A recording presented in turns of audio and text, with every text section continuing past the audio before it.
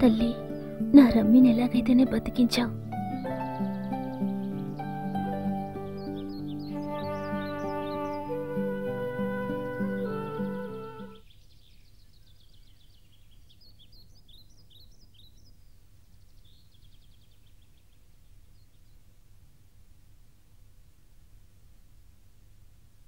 బావా,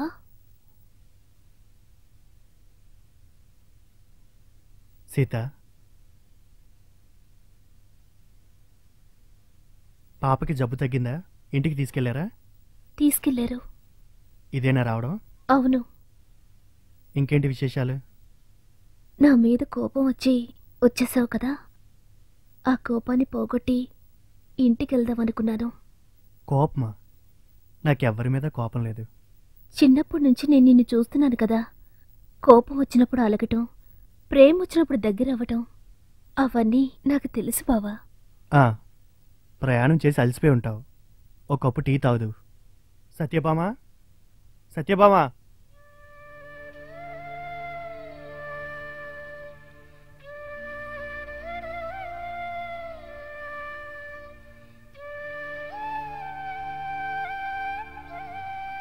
సీత నీకు పరిచయం చేయలేదు కదా?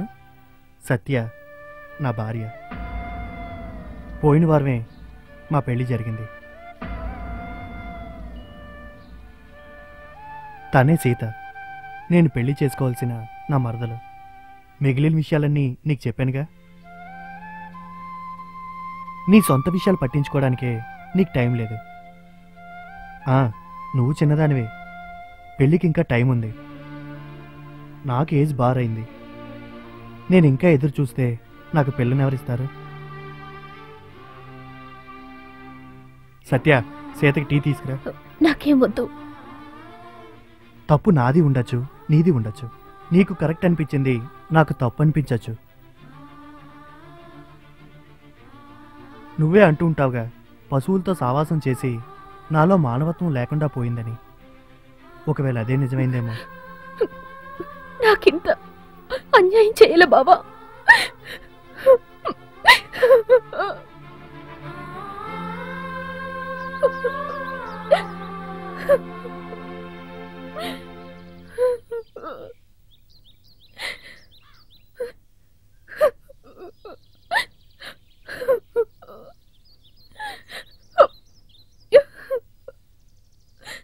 ఇప్పుడే లాభం ఏంటే?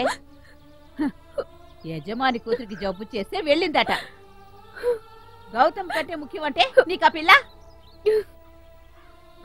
నిశ్చితార్థానికి రమ్మని తనే స్వయంగా వచ్చి పిలిచాడు కదా.